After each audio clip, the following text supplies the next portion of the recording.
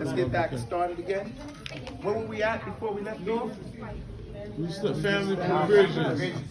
We broke down divorce, the separation, laws of separation. Okay, so no. We were talking about the first line in the poem when it says, then family roles and rights, or family laws and rights, will shape the fifth of slaves along with mates. And we mentioned the mates because the mating is the first responsibility. When we look at the the obligation the father has over the child. What rights does the child have over his father? What's his first right? No. Provision. No. Anybody knows? To pick a good mother for him. Right? No, seriously. Before he even born. His first right, the child's first right is that he pick a righteous mother for him to be born from. Stop talking. You guys understand that? The first right of the child is that he pick a righteous mother for him. Now, what does that mean for the mother now? She also has to be involved in that, trying to get a righteous husband, right? Okay, and that's why the family is involved in that. We were talking about the rights of the father, and then from that, the rights of both parents and the mother. You know, where Allah subhanahu wa ta'ala bears witness to this in the Quran, that we can't say no to them even if they called us to shirk. Is that correct? What are we supposed to do? Allah says explicitly in the Quran, if they call you to make shirk with Allah, then don't say what? Uffil lahuma. Don't say off to them. Don't suck your teeth. So he's saying you're supposed to make shirk? Queen and Zinga? You don't have to make shirk when you don't obey that. You don't obey it, but you don't. But how do you respect your parents if they call you to make shirk? By not saying anything. That even if they called you to make shirk, you still don't have the right to say no. Allah is teaching a tremendous rule here about the rights of the parents. Because what greater crime is there?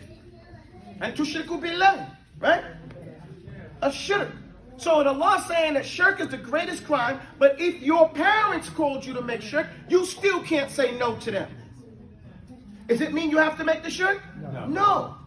But you can't say no. So you have to think, what can you do? What you do is you shut your mouth and you sahibhuma bil ma'ruf. You be in their good companionship with them. Now anybody who's a convert to Islam should understand this. Because their parents have been calling them to shirk. Especially after they became Muslim. Am I right or wrong? And we've had these conversations. They tried to convince us to come back to the dark side. Right? No, seriously, right? Come on, boy, just come to church. Huh? Let the deacon talk to you. Let the person lay hands on you. Let me throw some water. Blood of Jesus, right? And we heard all this stuff. Oh, yeah. And then some of us in our ignorance argued with them. And said things that hurt their feelings. That was out of our right to say. What we were supposed to do from the ayah is shut our mouths. And bear with it. And bear with it with respect. And quietness in the humbleness of the child and before its parents. But we ain't got no time for that. Okay, because we don't have the fiqh of the family. We don't understand their great right over us and our subservient right to them. Because Allah says, wa'budullah, right? Wa bil walidaini ihsana. Okay? So, worship Allah, and the next thing after that is deal with your parents in the excellent and beautiful manner. This is fiqh. Knowing your rights and your roles, right? So this means do everything but worship your parents. Does that make sense? What do you mean everything but worship your parents? Is that extreme? No. What does it mean if I say do everything but worship your parents? Come on, talk to me, guys. Obey them if they No, not just obey them. No, that's not enough. That's uquq. What is uquq? Uquq tells you what the sin is, lets you know the opposite, lets you know what the obligation is. What is the sin of uquq, Shaikh? What's uquq? Disobedience. What's uquq? Anybody? Disobedience? No, that's wrong. No. That's part of it, but that's not what it is. Uquq is not disobeying your parents. Uquq is not being dutiful enough to your parents. Did you hear me? No. Is there a difference? No. Sorry? What's the difference? Not disobeying your parents, but not being dutiful enough means you don't go out of your way to. Right. You cannot be disrespectful to them verbally. You don't call them names. You don't call them, hey, how you doing there, Robbie? You don't talk to your father or something like that. You know, seriously, some people do that, right? But you're not getting up in the morning and making sure they got what they're supposed to have. You're not going over and making sure their house is clean, that they got food in their refrigerator, that they need their bed made. That you're not being dutiful enough to your parents. And that is a sin. That's what uquq is. Does that make sense? And that's what wabil walidaini ihsan. An example of that is given in the Sunnah, with a man who milked his animals and came home with the food, and his family was what? Hungry. Hungry. Now contextualize that. He came home with food, his family was hungry, they were crying. It mentions in the hadith, right? The children were crying. Did he feed them? No. Why not? Because his parents have to eat first. If one of us did that, the lady be on the phone calling the imam. Right? She might even call 911.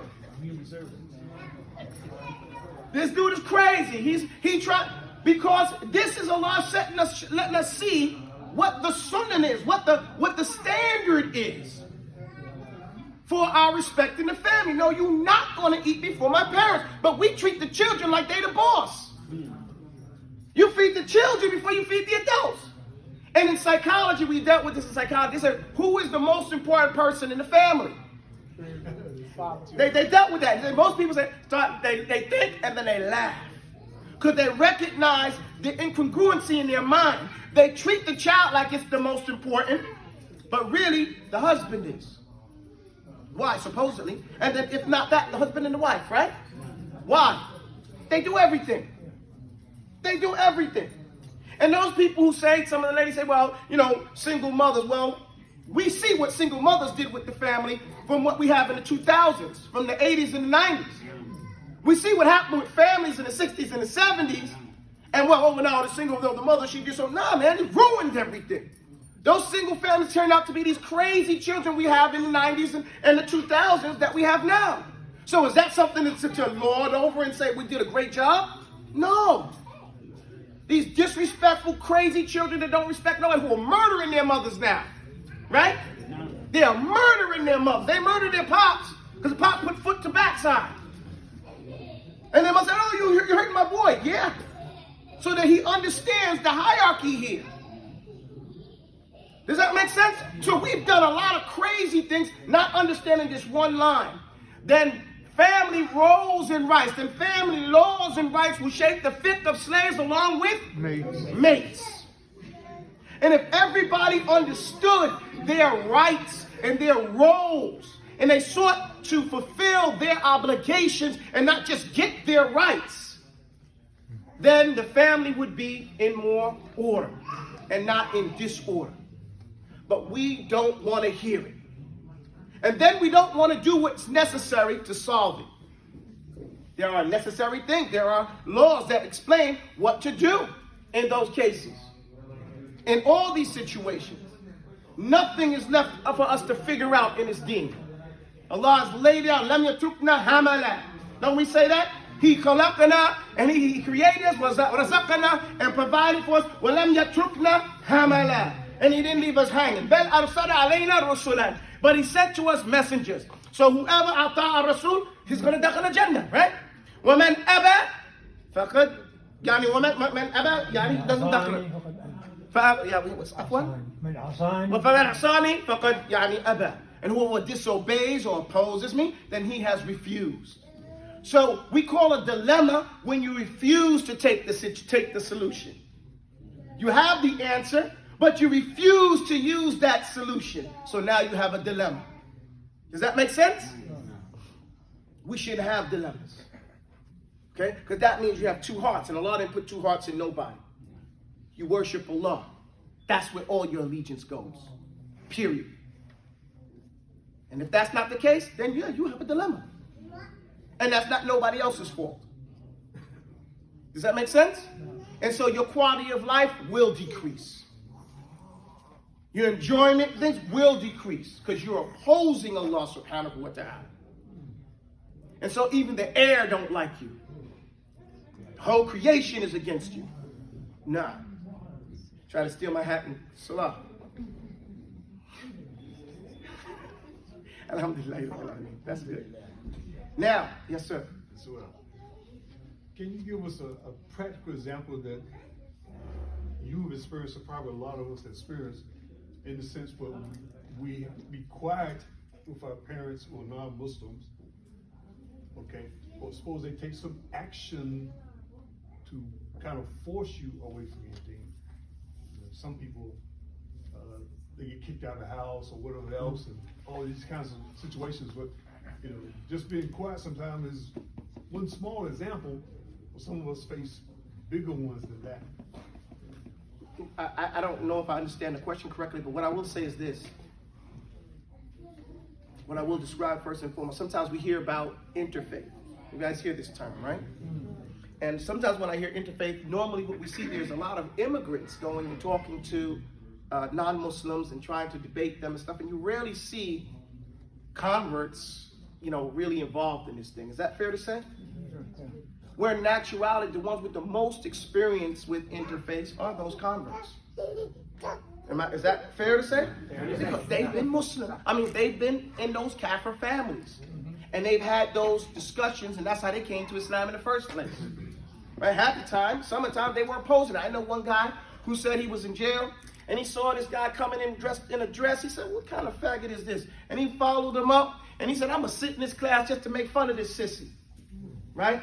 And the guy got up there, and he started calling everything that he was doing feminine. He started calling him sissy.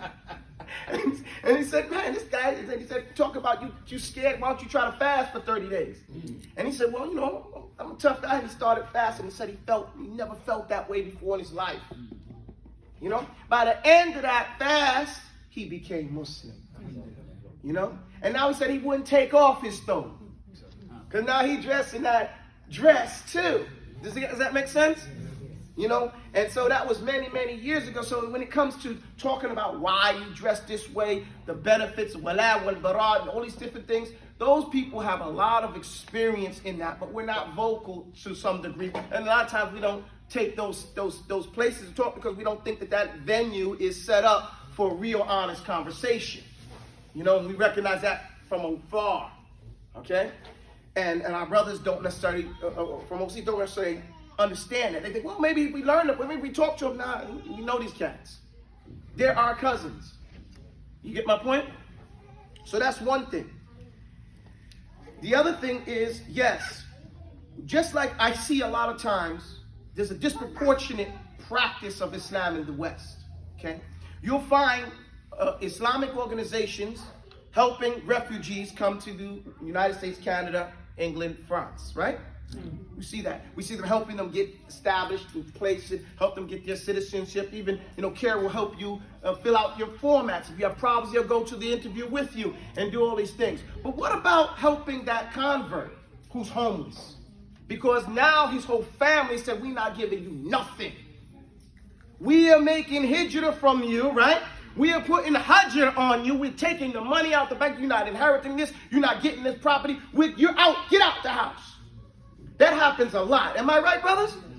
It happens a whole lot. And now this person is now void of all family resources. Isn't he a refugee? No. Isn't she a refugee? No. How many guys beat the black off the girl when she become Muslim, pull the thing over her head, throw her out in the street? We see it happen all the time with the children. No. But we don't think to provide refugee status for these people in the Muslim community as well. And it's not anybody else's fault but ours. Who's supposed to articulate your needs? Somebody else? They don't recognize that because they're not in that situation. So then it becomes the onus upon us to say, hey, there is a definite need. When we go to that Eid, one time I was in Charlotte for the Eid, and they had the table set up. This is a box for our people from the Ular brothers. This is a box for our brothers from the Myanmar, and those different places. There's the box for the brothers in Syria. And I said, well, where's the box for the African American people and the converts who come into Islam who have that same exact situation, and they have the more right because they're local? The zakat is supposed to give to the local population before you give it to the further one. Isn't that our fiqh? No. Okay, and he said, well, why didn't you bring it? That's what I had to say. Crickets. It's not his responsibility to make the box, to make the 501k, the organization. It's ours. And so until we do those types of things, instead of waiting for permission, because if you need permission, you ain't free. You get my point? So the onus is upon us to take responsibility for us and our issues and stop projecting and blaming others for our situation. That's our fiqh. Now, our situations, we know so much about, we don't even have to talk about all the difficulties somebody goes into coming to Islam. Okay? I was talking to Kira just last week. I gave a lecture in Panama City, just last Saturday. Okay? And in that, we were talking about how CARE, Council of American Islamic Relations, helps immigrants go through the naturalization process, right? And I said, you need an office for the people who convert to Islam, or revert to Islam, and so they know how to, what do they do? What are the legal things you do now? To change your name, to get your affairs in an Islamic fashion, and walk them through that process. They said, amen, we'll do it. Now, we have to advertise that. The service is there. It's free. Well, freedom ain't free. Of course, we donate to those institutions to help them do that. But we don't just need them to do it. We have our other people here who know the law as well and can walk people through the process, right? So we have to make these services known. I saw a lady today. I was driving, and as I pulled up to the light, this lady, she had her head covered. She was begging for money in outside on the highway. And so my wife handed her some money, and she said, Assalamu alaikum wa rahmatullah.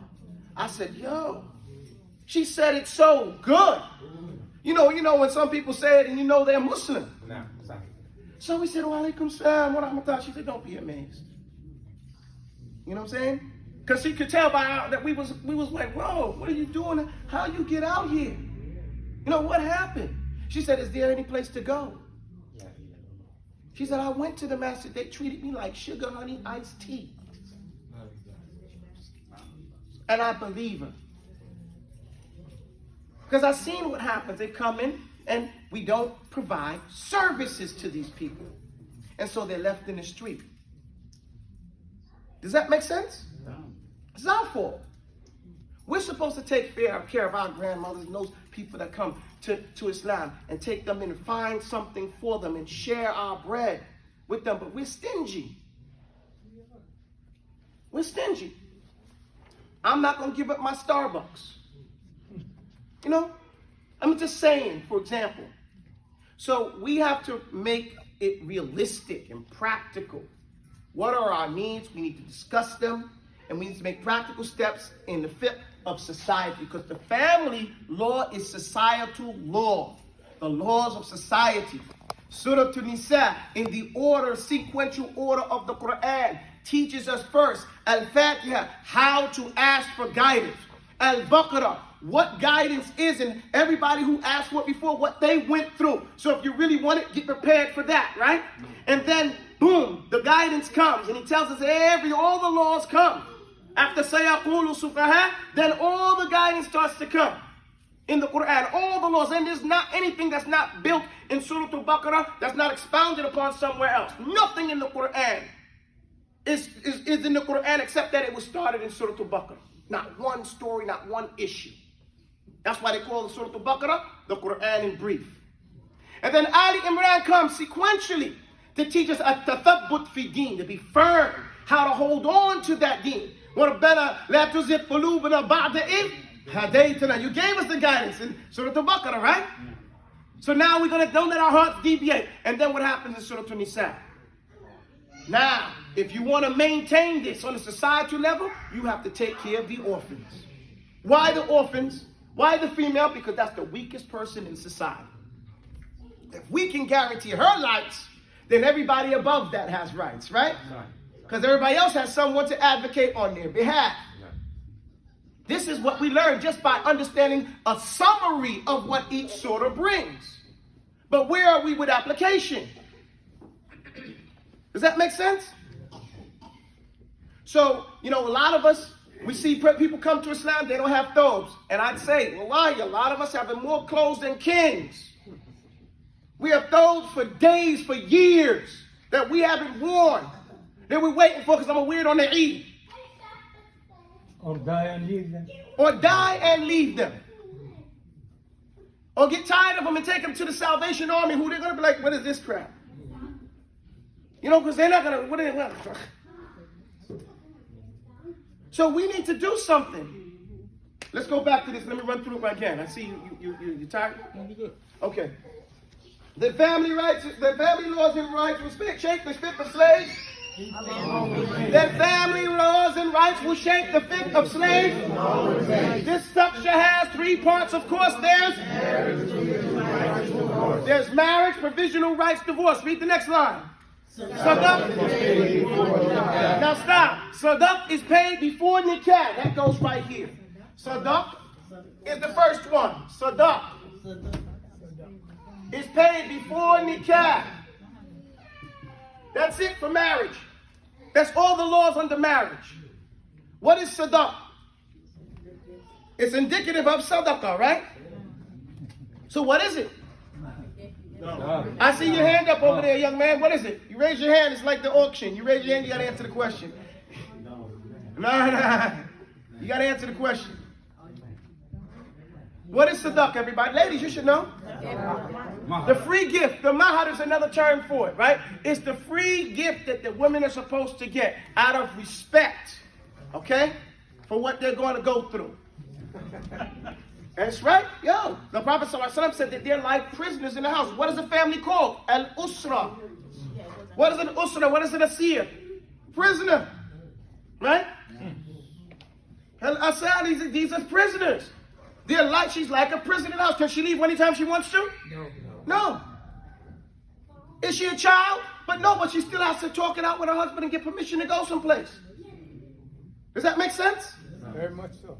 And that's why it's called the Usra. The family like that. We call it A'ila. A'ila means those people who make you poor. Right? Because you got to spend on them. All these terms in Arabic mean something. So she's given a sadaq. And this is, the Muslims, we invented the anniversary gift. That's something that we invented. It didn't come from the kuffar. That's because every year at your time when you got married, the woman can ask for a raise. She can say, hey, well, let's talk about this, brother. I done, it's been a tough year. Gave birth to 3 of your big head children. Right? And he can add zid alay. Now it's mustahab. Look at the rule. It's mustahab if he gives her more. He doesn't have to. But then watch out for all the salt you're going to get in your food. Or no food. No cold food. You get Right. cold food. She tell you, listen, Akhi, the Prophet ate a whole month with water and dates. Let's apply that sooner.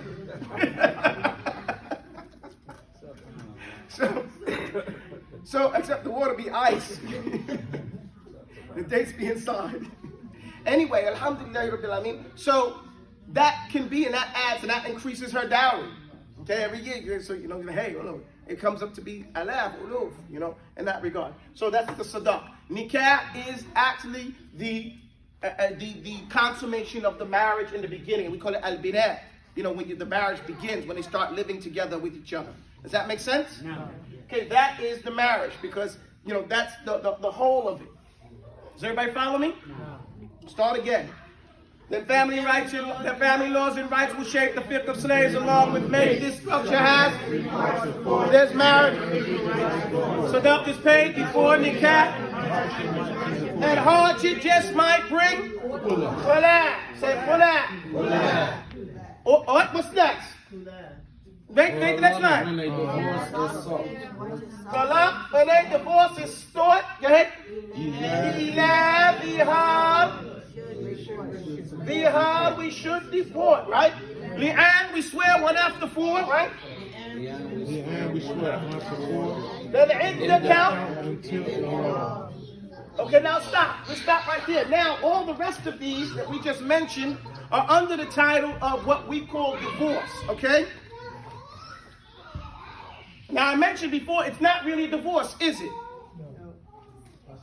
It's different types of separations or different types of resolutions to family challenges, okay? Come on, stop the children. Hey, sit next to your father. Harun, hayya ta'al huna. Edges. Hawa. Oh, she's not there. Good. All right. So we have divorce. So understand, divorce is not just divorce. What is it, guys? You articulated. Separation. Types of separation or types of what? Resolutions. Okay? Because it's not just separations, it's types of resolutions. Okay? When there's problems. Oh, that was your children. Oh, man. Hey, don't come over here talking, man. Hey, cat, don't come over here talking. So, the khula is the first. Why we call it khula first? Because that's the one that's not a divorce either. What type of separation is this? This is when the woman has decided that the marriage is not, she no longer wants to be committed to the husband. Does that make sense? Sometimes I get calls and women tell me, my husband made this decision and I don't think it's right. I say, stop. I am not here to go over every decision your husband made. That's not what this is all about. Okay? When it gets to the point where you no longer trust your husband's decisions, then you have the right to get out of that marriage because you have an obligation to support his decisions. Does that make sense? Now, if you don't think his decisions are correct, you think that it's wrong and you can't do that, then you need to talk to your father or your brother or your male relative that has married you to that man. You do not go to your husband and say, give me a khula. This is one of the things people get wrong. They go to that, now they use it as an argument piece. You better leave me alone, I'm gonna ask for a khula. And it's like, yo, the threat game is going back and forth. Oh yeah, well I'll divorce you, I'll give you a khula. And that's not Islam. You know, with all these threats. You don't ask your husband for a khula. Give me my khula. Give me my khula. No. Give me a khula. No. Give me my khula. No. You want a khula? You go to your... First, let's do this. Did any woman go to any of the Sahaba and ask for a khula? Never. Who did they go to for the khula? They went to the Prophet. Okay? They went to the Prophet. Or they went to their fathers. Does that make sense? The wali. Whoever the wali was. But sometimes the marriage is so shallow, she don't even know who the wali is. They eeny, meeny, miny her. They come to the masjid, eeny, meeny, miny, mo, who's gonna be the wali, okay? And then, right, yeah, well, who's gonna be the wali, yo? You know? Or something worse, they say. You know? And then the lady don't know the guy. 5 minutes she gets here, oh, you wanna get married? She says, all right, well, cool. Boom. And they get married 2-3 years down the line, she don't even know this cat. She has no resources. And he says, you don't talk to your wali. You don't want nobody know my business. It's all crazy. This is not Islam. And it's all because we don't know our rights. We don't even know the family law. The wali is in your business. That's his ward. Even after you get married. Okay, because he has the right to take her away from you. Even if she doesn't want it. Did you know that? Even if she don't want it, he can do it. Because the one who made her lawful for you was the wali, right? And he's the same one that can make her unlawful for you. Doesn't he have the same right? And if you say, well, he don't have the right, then he couldn't have married her to you then, could he? So, alhamdulillah, Rabbil Alameen, and sometimes brothers have done that. They see their daughter beat up. And they say, nah, this marriage is done.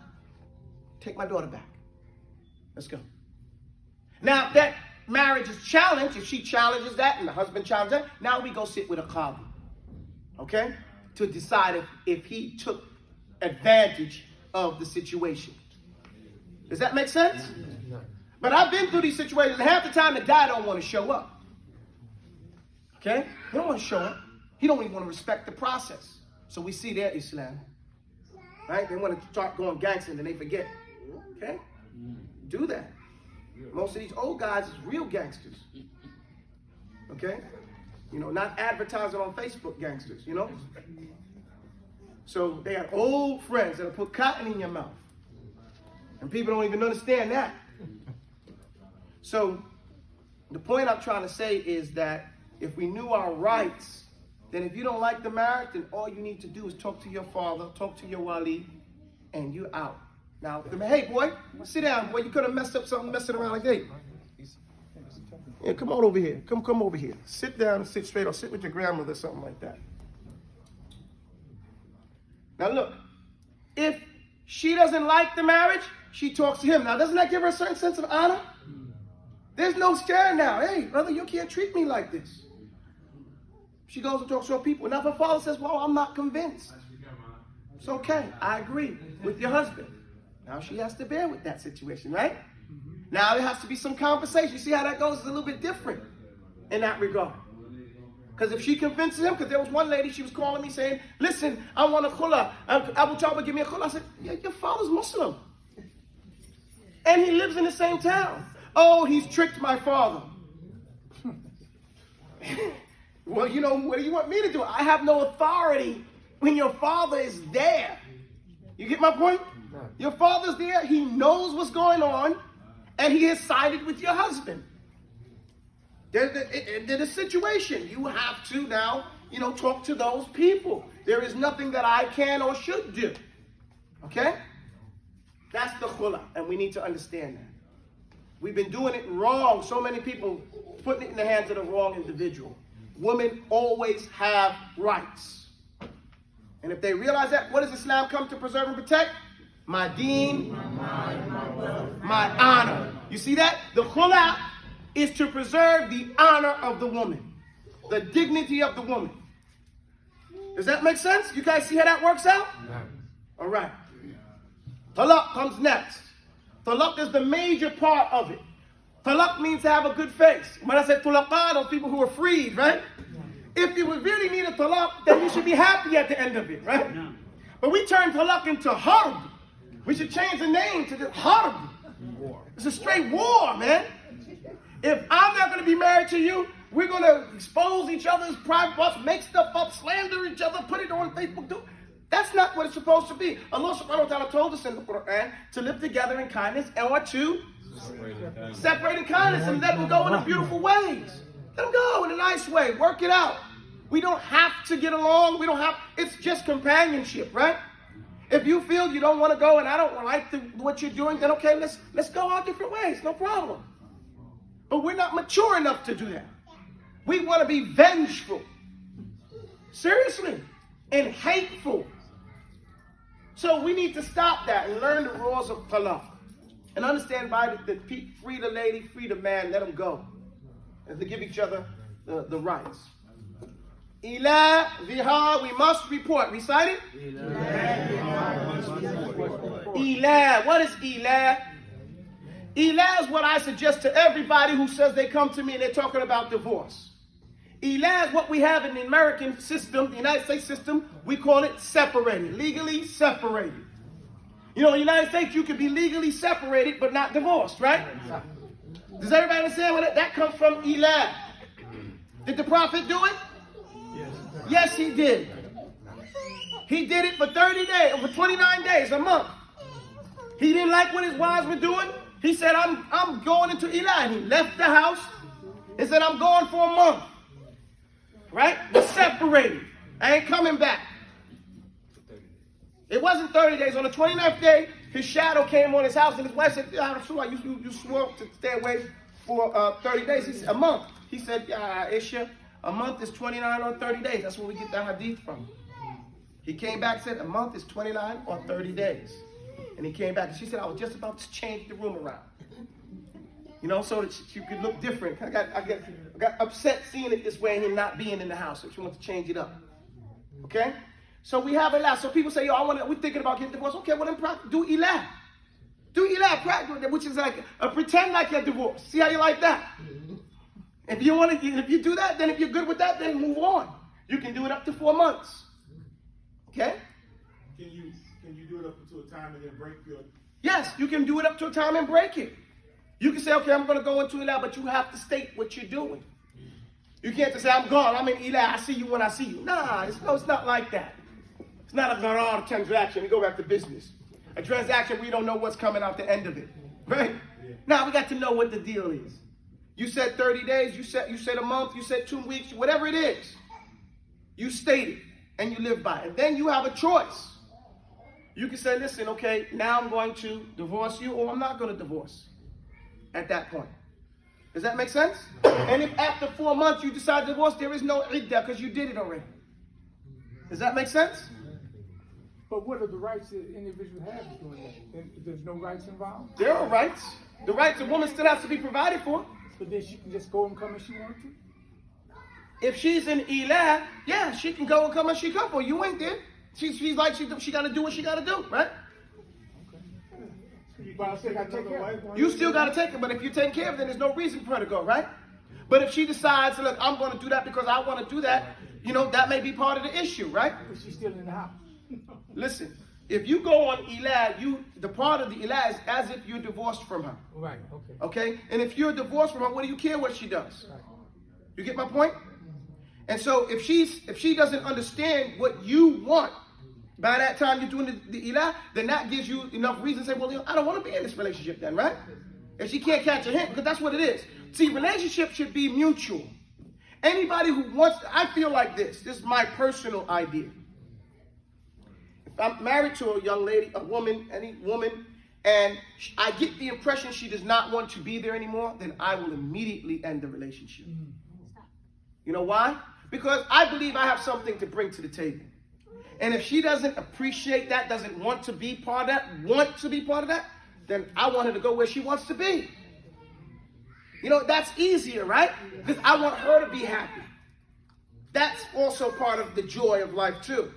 To see that person and hopefully you say, man, I hope they're doing better now. I hope they're happier now. It's not just selfish me. So I don't see why, in Islam, it's too easy. Life is too short to be trying to make, that's why I say, understand, do you live up to your standards? Do you? No. So I don't expect anybody else to live up to my standards. Right? Because I'm still struggling to live up to my standards. So I got to be real easygoing about it to some degree. But if you're not trying, then peace. Salama, salama. Right? That's what I believe. So, but if anybody wants to stay, then we stay. There's no reason for that. But there's routes. The next one is dihad. What is dihad? You declare that your wife is your mother. No, not just that. See, the literal statement is that you call your mother's backside like the backside of your mother. We don't even. What did I say? Your mother's backside. Thank you. You say that your mother's, your wife's backside is the same to you as your mother's backside. Now we're married. We don't even know what our mother's backside is. We can't even imagine it. It's just something psychologically that doesn't come ever. You know? But it's a lie. Okay? It's a lie. Allah, Most High, Allah has declared that whoever says dihad is lying. Allah says it, which is a good thing, again, just declaring the honor of the women. Because the guys say that and it's hurting the women for now, they don't even think that. He's lying. Who said he's lying? Allah said they're lying. Now, is dihad nowadays, can a man say, well, I didn't make dihad because I didn't say her backside was like my mother. No, that's not it. You have to understand the language. The language declares this. Anytime you say to a woman that she don't mean nothing to you. We have your child over here. Okay? Anytime a man declares, you don't mean nothing to me. Okay? to a woman in whatever language that comes and according to the customs of those people, right? And then we go back to the 5 principles of fiqh, right? Whenever people's customs come, right, then it has to be applied. Al-urfu yuhkam. So we have words in the English language, in the African American culture, that a guy could say to a woman that means she don't mean nothing to him. That's bihar. You understand that, ladies? If he says those things, or words that mean like that to her, and that's ma'roof, when other people here say, yeah, man, you can't say that about her, then he has declared bihar to her. And that's what a lot of people don't understand. Because we don't say that nowadays. Who goes up to his wife, wife, you are to me like, nobody says that. You know, so we're playing games acting like it's only those words. It's those words or ma'na, or what comes in its meaning. You guys understand that? Yeah. And there's a penalty for the lie.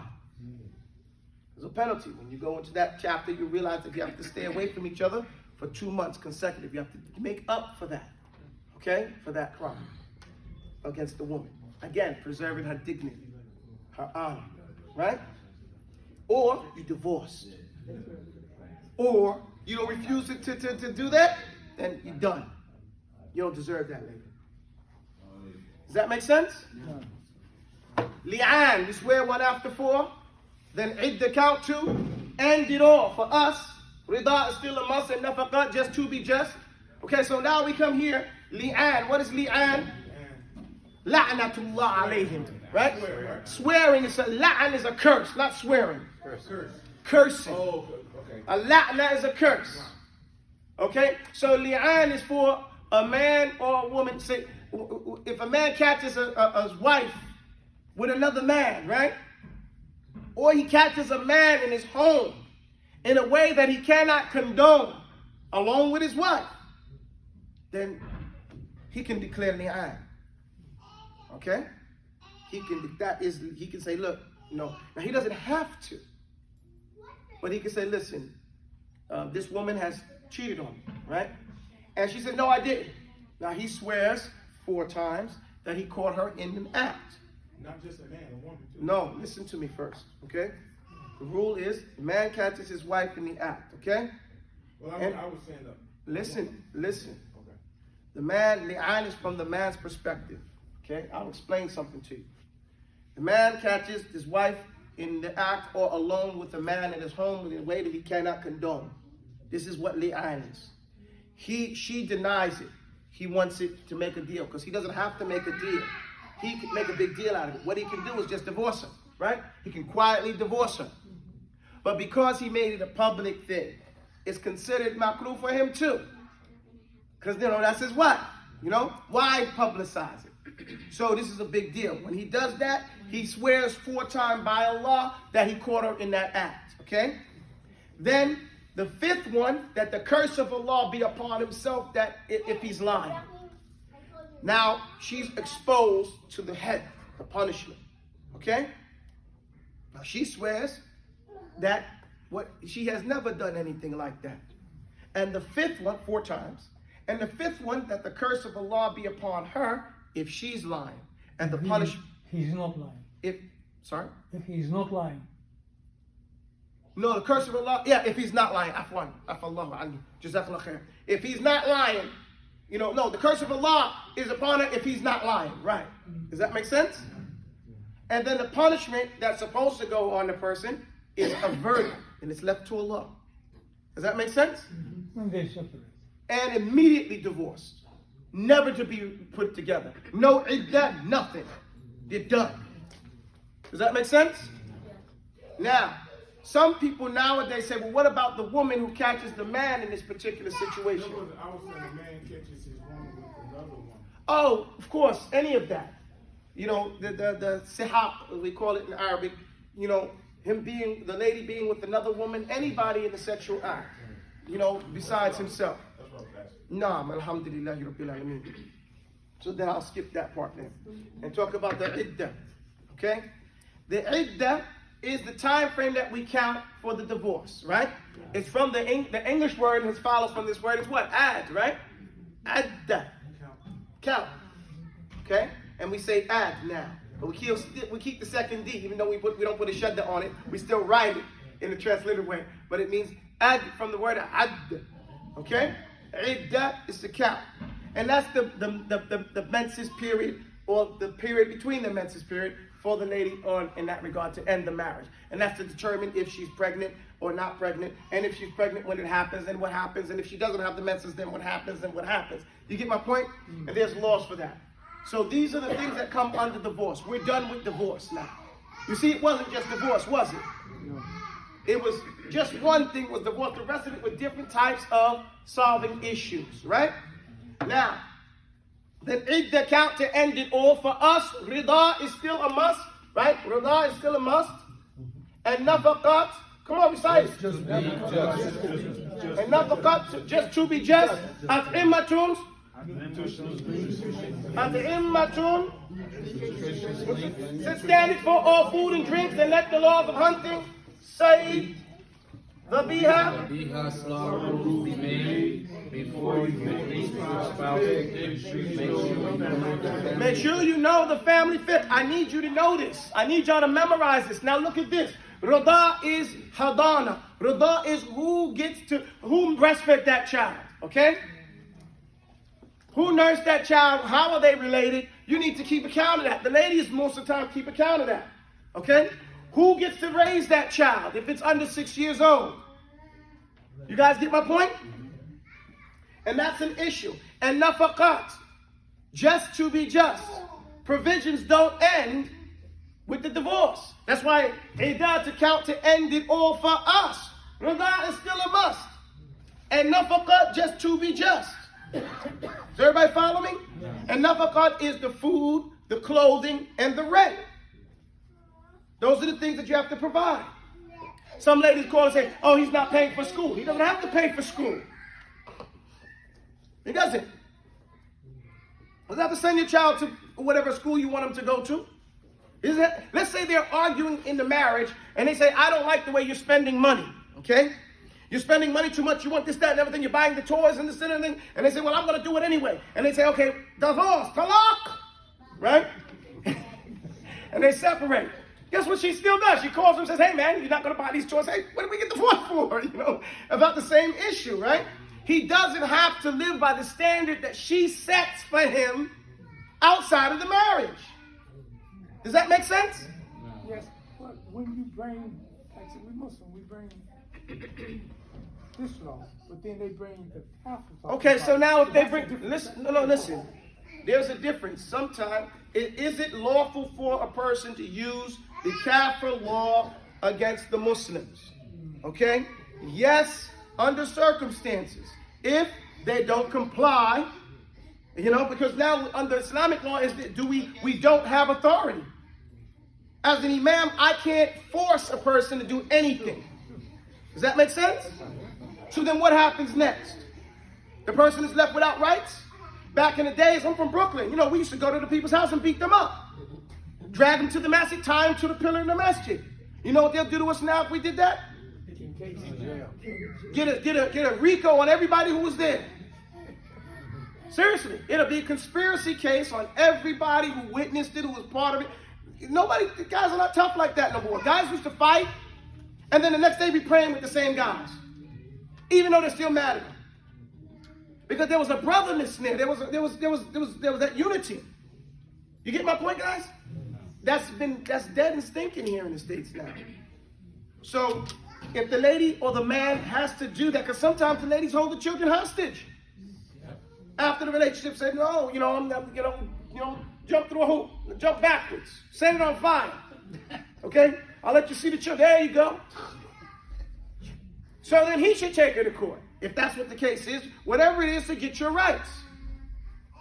You know, you pay your taxes, right? You obey the traffic laws, you obey whatever you have to do in this system, and that may be something you have to do based on whatever the circumstances. But if we did these things right, it shouldn't get to that point. But since it's a two-way street, meaning it's not just your version, if you have to deal with somebody else, then it always deals with the commitment of that individual, their understanding of Islam, their family fiqh. That's why the last line is, before you think which spouse to pick, you better know the family fiqh. Before you talk about marrying that cute girl, you better know her family fiqh. She might be a shaytana and jilbab. You know, some of these ladies look real good, and then they talk, and you're like, whoa. I told you I was in Philly one year, back in the days, and I saw this Muslim lady. She was niqabbed out. This is back in like 91. And I was like, go ahead, sister. Oh, mashallah. I was walking after, you know, the L train is up, and we walking to the masjid. And then a car came, and it almost hit her. Beep, beep. She turned around and cussed like a sailor. I was like, I had never seen that before. I was like, ooh, you know, I didn't believe that we did that. It rocked my whole understanding. Yeah. My whole aqidah was broke down. So, you don't know what you're getting. You know, so you have to focus on that mindset first. Find a family fit first. Talk to people. Find out what the deal is. Don't be such a rush to have sex. Because that's what it seems like. Everybody's in a rush. Oh, we can't wait. Marry us now. What are you doing here, my pimp?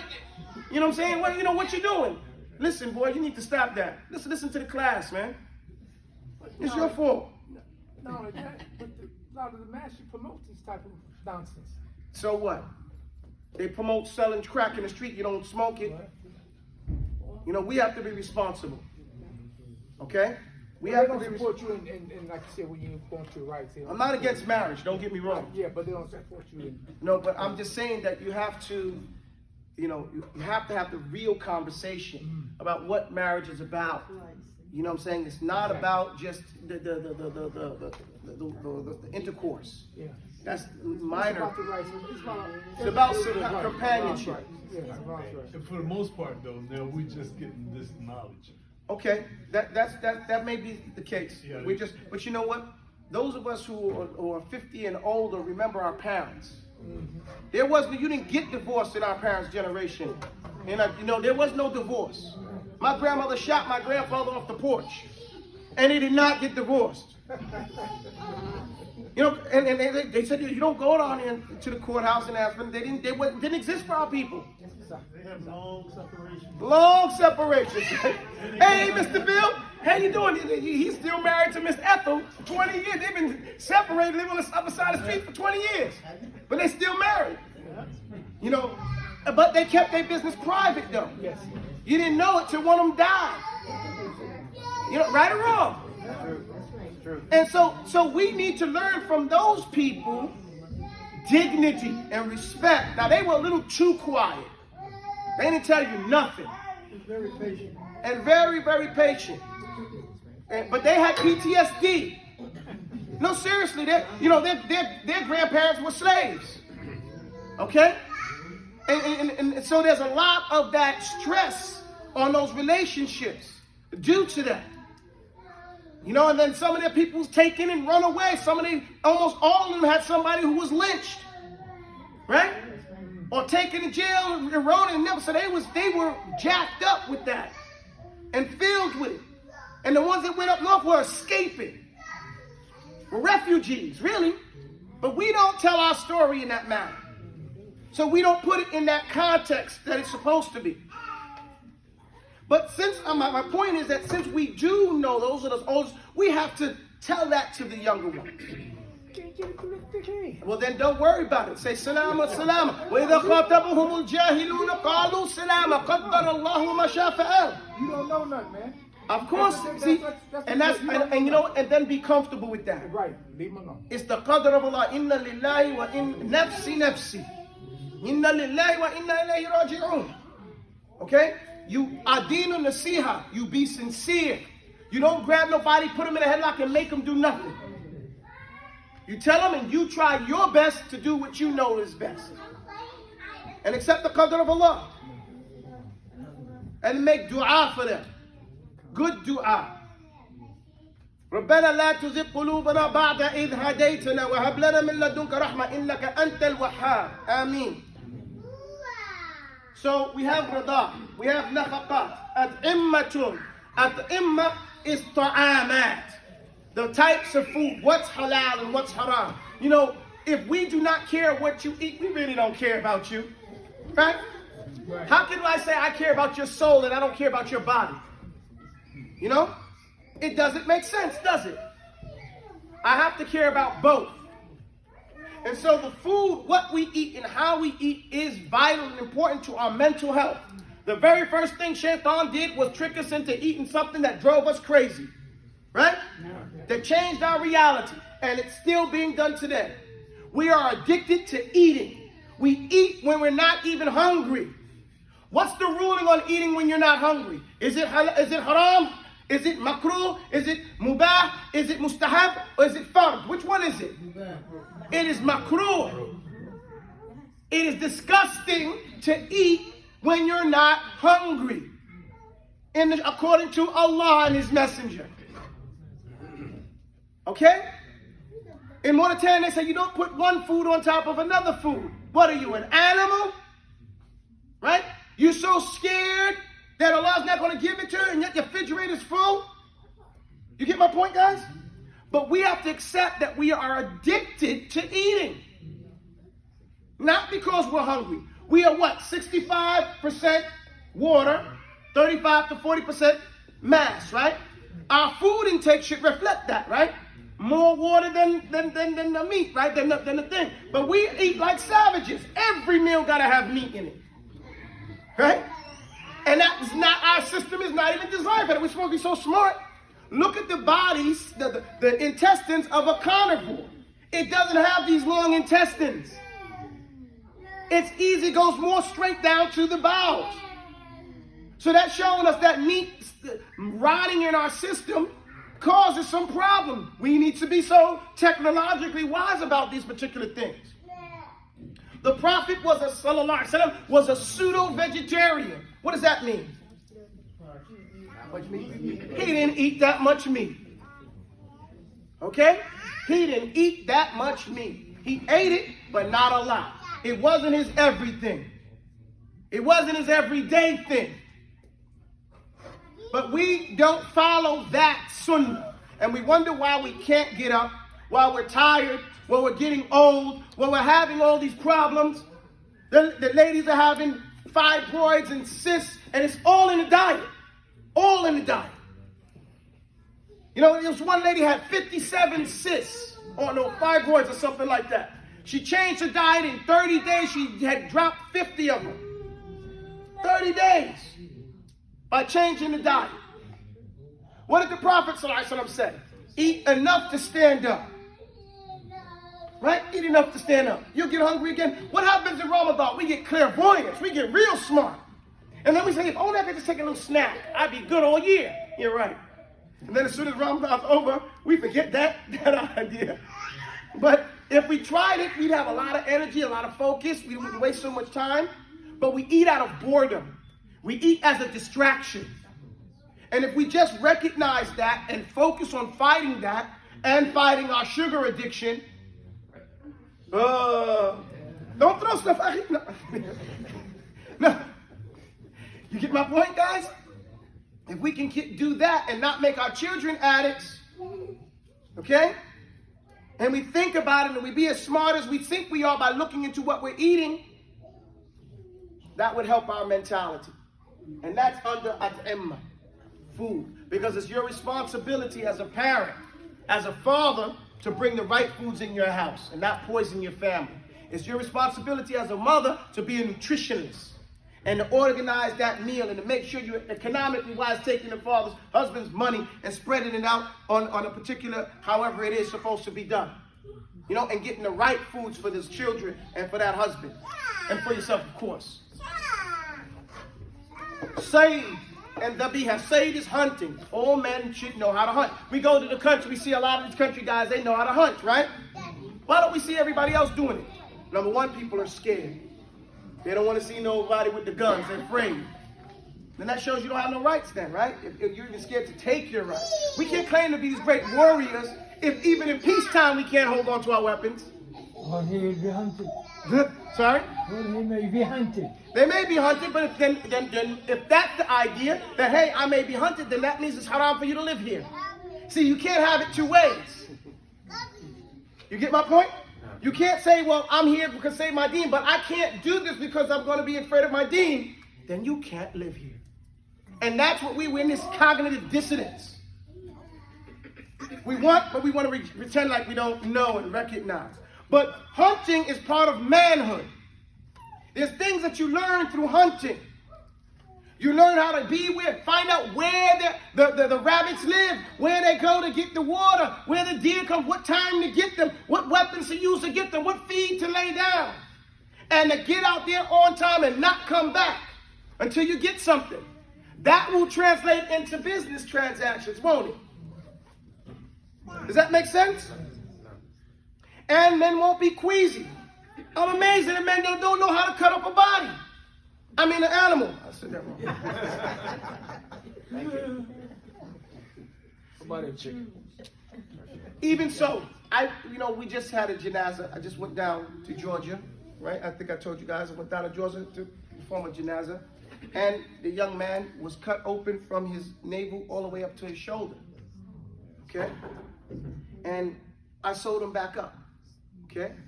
Now, there was other people there as well. Okay? Some people don't know how to do that, or won't do it, or are queasy about it. Men should not be queasy about these particular types of things. Right? Isn't it our job? We need to expose our children to go. I made my 17-year-old son come in there and help me. Washing the body part, not the sewing up part. Does that make sense? So, sorry? It's like Fard Kifaya. Maybe one person should know how to do that. No, Fard Kifaya doesn't mean one person. Fard Kifaya means enough people that you can look anywhere and get people to get it done. Does that make sense? So that we have a wrong idea what Fard Kifaya means. Fard Kifaya does not mean we need one guy to do it. Everybody should, every family, every person in their family should know how to do that for their family members. That's what you're supposed to be doing. You want somebody, how much of a man would I feel, my loved one dies, I got to call somebody else, could you please wash their body? I can't do it. Could you please play on them? What kind of man am I? I can't lead the salah for my family member because I don't know how, then I'm not competent. Right? Because that's in the boy position. Please, will you do me? You guys feel me or what? No. All right, well then we don't want to be in that boy position. How are we going to get the respect of our ladies if we can't do nothing? And I'm not saying that's what you're saying. But I'm saying what we have to put that big H on our back and handle it.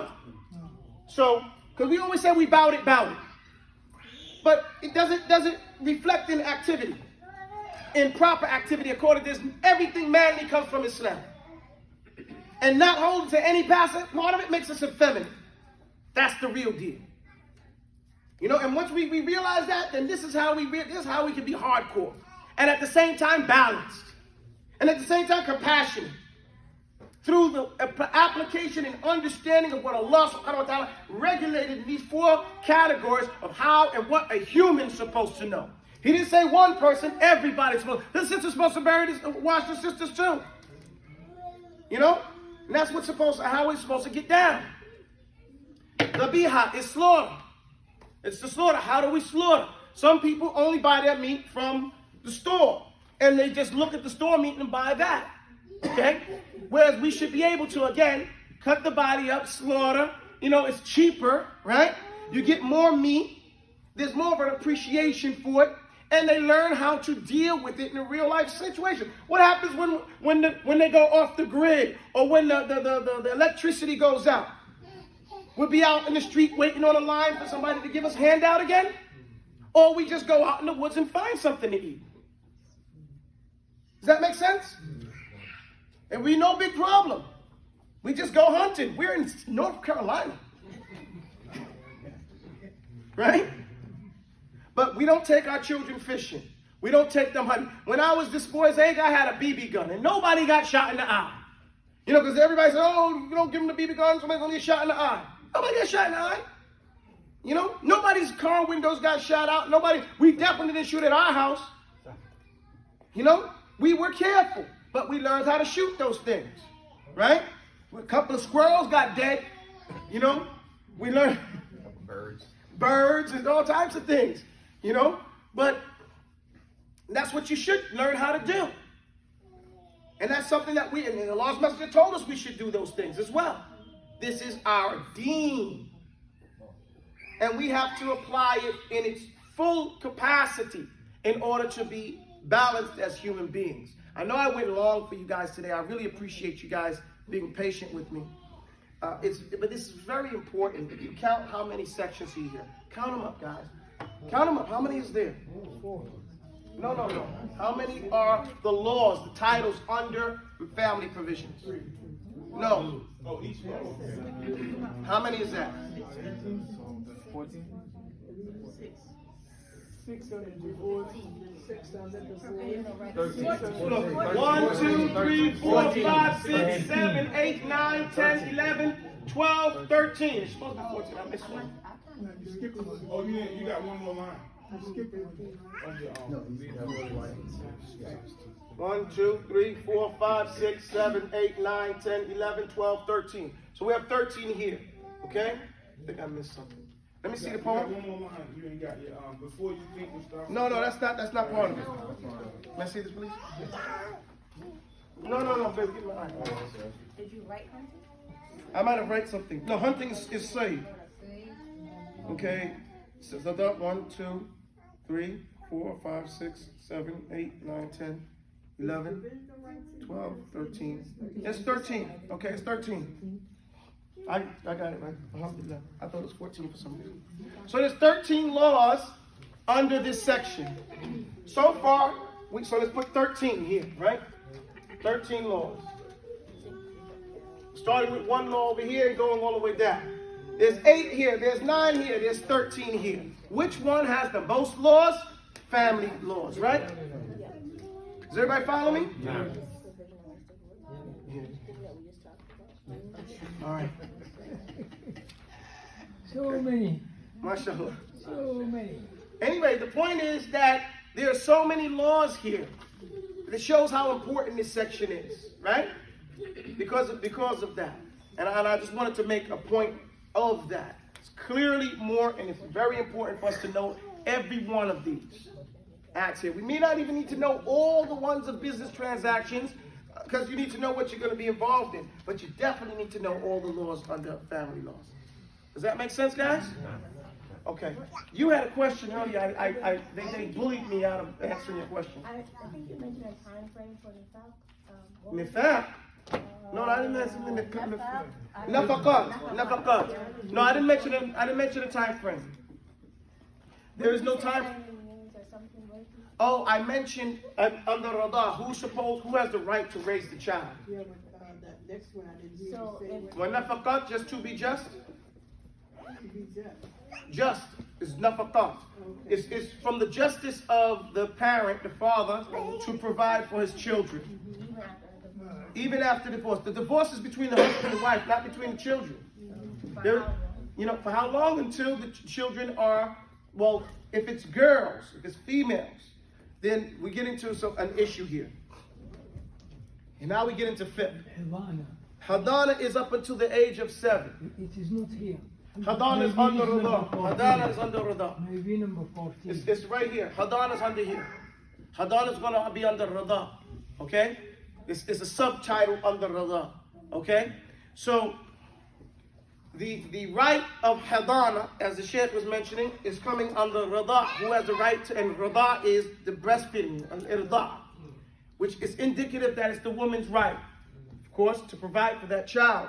Not to provide for it, but to nurse the child and wean the child and provide all the beginnings of that child till that child is 7 years old. At that time, some ulama say now that child goes to his father if they're divorced. See, here in the West we say, oh no, until they become adult. No. If that child stays with the wife that's been divorced up until the child becomes, let's say, 15, then did the father raise him? No. Was he raised in his father's home? What's the child's name? his family name is his father's name, right? No. Does that make sense? So, but if he's raised under his mother's family, then he's going to align with his mother's family, right? Right or wrong? Right. Is that his right? No. No, he has the right to be raised under his father. Okay? And nursed under his mother. Now, his nursing period is up until he is 7 years old. Now, his training period is supposed to happen. And if he's going to walk around with my name, then he has to be trained in my family. Does that make sense? Sometimes the woman say, well, I don't trust him. Well, I really haven't heard one lady divorced describe her ex-husband as anything less than a psychopath. Okay, that's why they divorced him in the first place, right? But he wasn't a psychopath when he married her. That's not the point. The point is that, look, you want your rights. Well, the child needs his rights too, because it's not just the father's right, it's the child's right to be raised up under the father. And if you don't like it, change the child's name then. Call him your name. Okay? If you don't want him to be raised under that man's family, under that household, then change the child's name. Oh, you're crazy. No, I'm not crazy. You're trying to raise him as, let's say, Abdullah when his family is Abdurrahman. If you want him to be from the Abdurrahman family, then he has to be given the right to learn the mores and the ideas of the Abdurrahman family. Right? And that's not your choice.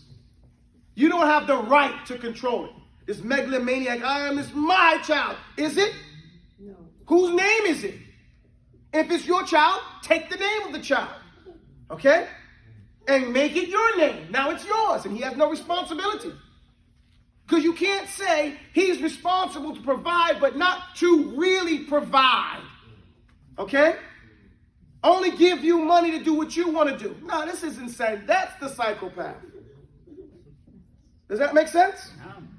So, the hadana is up until that child is 7. Now, when the child becomes 15, if it's a boy, then we run into some issues. Now he's a grown man. He's not fully grown, but he's considered an adult. Father doesn't have to provide for him anymore. Okay? At all. And I don't think that he should stop providing for him, because I noticed that, sometimes, we don't give these children some type of guidance, and then they go astray. But if we raise them to be adults at a certain age, it will be more helpful. If it's a woman, then she stays with her father until she gets married. Does that make sense? Why? Why would she stay with her father?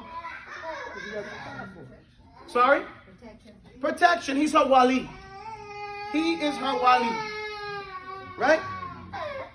And so he's the one that should be providing for that woman, no matter what. If she gets divorced, sometimes the woman gets married and then she gets divorced. She comes back to him.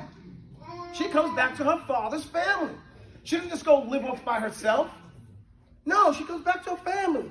Like I said, we've forgotten the right of that family. And it's because we live so tight that we don't have a home. We just have an apartment or one house, and it's not, it's not wide enough to house those. We need to change that then and live in more style. Stop talking during the class. We have to change it so that it can handle those situations. Okay? This is the first time in world history where the people in the urban outnumber the people who live in the rural. Prior to this generation, there were more people who lived in the rural areas, and they had more ability.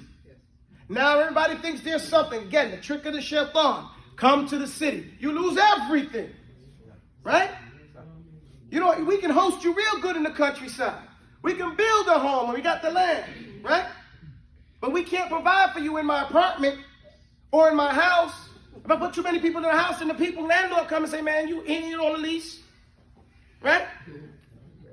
Now you're doing something illegal. So, we need to think, wisely, inshallah. I hope that answers the... Well, she left. Oh, okay. Does that answer the question? Anything else? Well, so, and this is just a brevity, brief. We wrote a poem for each individual poem. Man, see it, please. Just to let you know, every one of these has its own poem. So, let's say, for example, we say talaq. When married heads bang and lock, we yell and start to think, talaq! Learn 6 points before you go. Subhanallah, I didn't know which rulings of divorce would be relevant regarding me. The difference from the sunnah and the bid'ah ways which are haram. The straightforward ways to make talaq and other ways that maybe not. What separates and breaks the pact, the type of talaq you can't take back. How ta'alaqat affect divorce or raja could avert its force. I wish I knew right from the start it didn't have to be this hard. And so there's like forever, every one of these is a different poem. Whenever a husband swears to the fact that he witnessed his wife in a sexual act or found a man all alone in his home in a way with his wife he cannot condone, he swears to Lian and her child is rejected. She swears as a lie and her oath is accepted. 3 regulations regarding Lian. A warning goes first to both woman and man.